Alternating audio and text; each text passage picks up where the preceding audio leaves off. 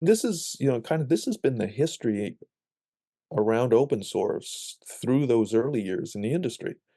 It's the formation of the open source development labs. That was the world's big Linux OEMs. So all of them were hardware manufacturers.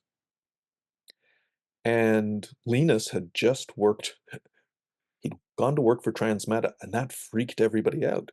Here's this primary architect of this Linux operating system. It's been growing for 7, 8 years, and he went to work for a vendor.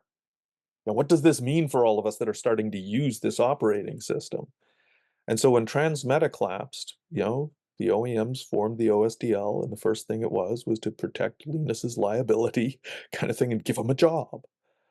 And it allowed those OEMs to now layer in a message that was Linux IP is safe to use. Because you remember, like, Microsoft and Oracle in that period of history were, banging on about, amateurs in their mom's basement kind of thing. And this, you might get sued for using this stuff.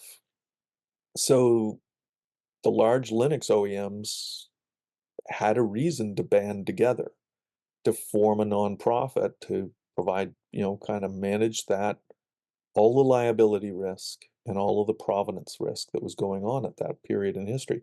We saw the same thing in Apache.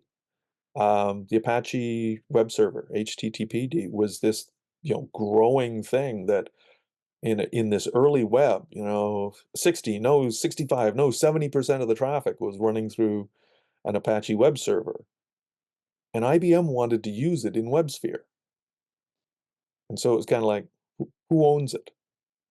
Well, it's a few dozen researchers and staffers at a collection of universities and a few other people. Okay, so that doesn't, if you're IBM with the kind of risk profile that you have for litigation, that doesn't give you confidence. And so IBM worked with partners to create the Apache Software Foundation to lift that nonprofit into place, to remove all of the liability from those developers, to provide a center of gravity for a provenance discussion. And if you even look at, I managed to pull the numbers. I don't know if you can still find them, but I have the graph that shows kind of in May of 99, there was about, I think it was 30,000 lines of code in Apache HTTPD. By September, it was 90,000 lines. Like, that was the pent-up demand of companies that really wanted to use this thing, but were really scared of using this thing.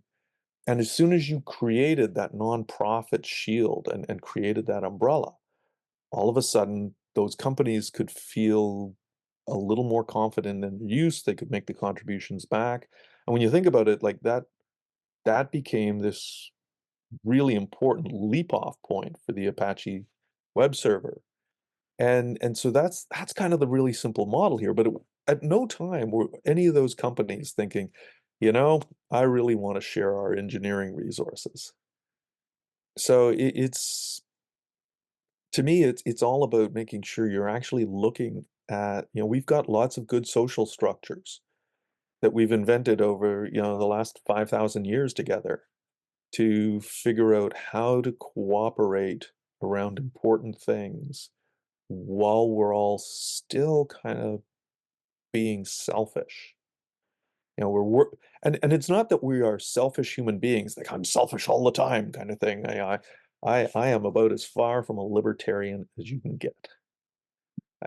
But that idea that there is still, this company has a need to use that in a particular way. Their competitors or their partners have different needs and overlapping portfolios, but they can all satisfy those needs and share the cost of those very undifferentiated things. I think it's just, to me, it's a fascinating social experiment. The anthropologists should be looking at this.